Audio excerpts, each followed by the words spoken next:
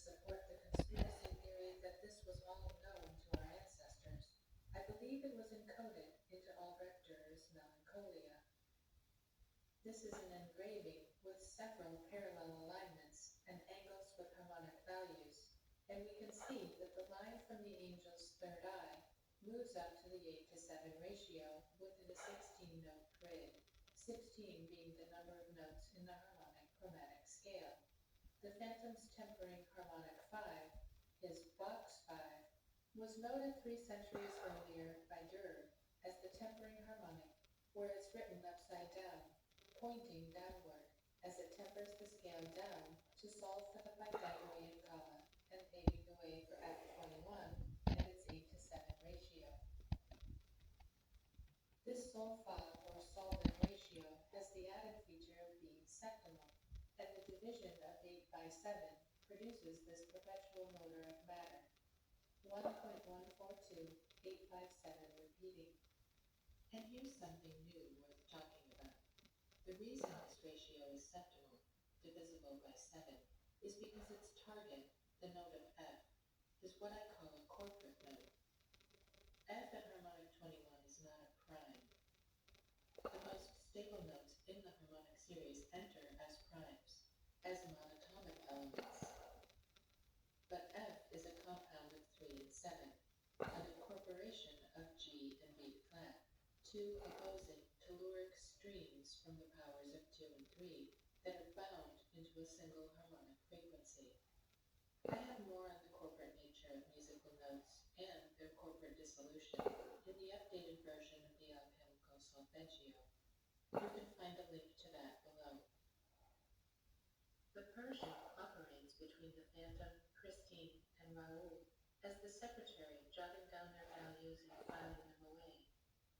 He's not a solvent himself because he's untempered, but he's keeping the information in his vault. The Persian knows all the Phantom secrets and fulfills the symbolism of the gatekeeper of that esoteric knowledge. So when the Phantom goes rogue, or when the commercial music industry forces the Phantom's harmonic values underground, Gaston Leroux is showing us that we can consult the Persian ideal for this lost, hidden knowledge. A similar understanding of this Persian ideal is quoted here. We may therefore hold this proposition firmly established, that Iran, or Persia, in its largest sense, was the true center of population, of knowledge, of languages, and of arts, which, instead of traveling westward only, as it has been fancifully supposed, or eastward, as might with equal reason have been asserted, were expanded in all directions, to all the regions of the world.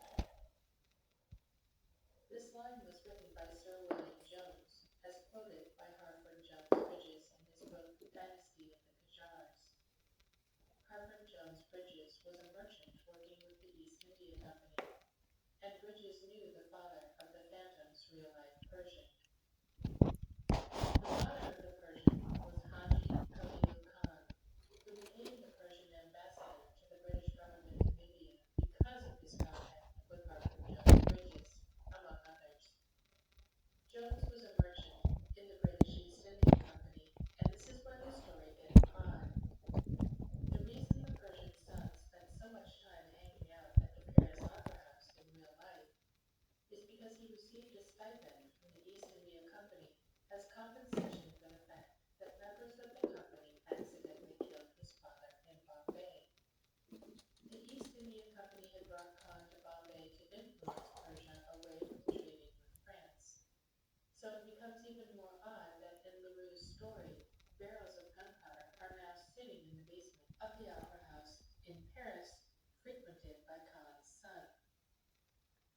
In the novel, when the Persian and Raoul discover the barrels of gunpowder in the Opera House cellars, the Phantom uses ventriloquism to sing the lines, barrels, barrels, empty barrels to sell, as if the sound is coming from the barrels themselves.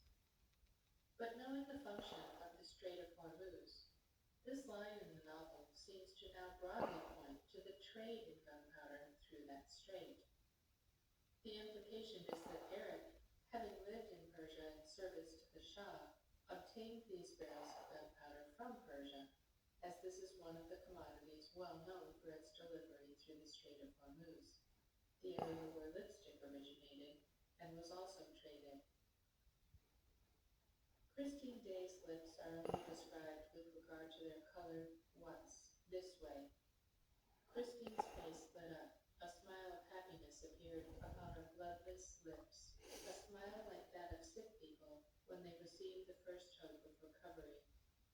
No hematite was found on Christine's mouth, and there wouldn't be, because Christine exists within the double vortex flow of musical water in just Pythagorean intervals. Her lips have no need of being cleansed. The solfeggio is a tool of dissolution. It applies a musical solvent to loosen an incorporated compound back into its elements. David Hudson was performing the same operation on the black alkali iron oxide in his soil samples, with results revealing the same harmonic values. And the Persian, as always, stood at the gateway between these two worlds of monatomic music and monatomic metal. Michelle Gibson has done quite a bit of research that overlaps with mine. In her recent video on Hidden Iran, she was looking at Persia while I was looking again at both the Persian in the Phantom of the Opera and David Hudson's Ormus. In her video, Michelle explains that the Strait of Hormuz is the world's biggest oil transit waterway choke point. At least 20% of the world's petroleum passes through here, and 1/3 of the world's liquefied natural gas, and is a highly important strategic location for international trade.